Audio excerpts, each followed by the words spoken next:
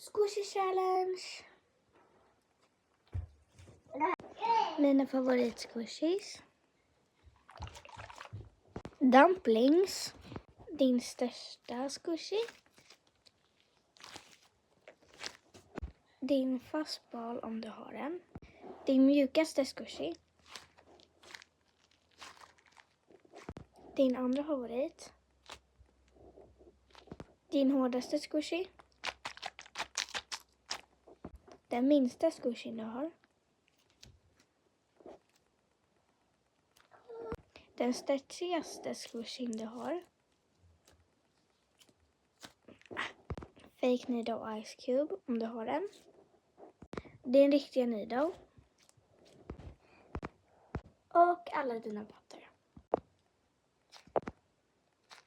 Och sist av allt ditt mackbröd om du har ett.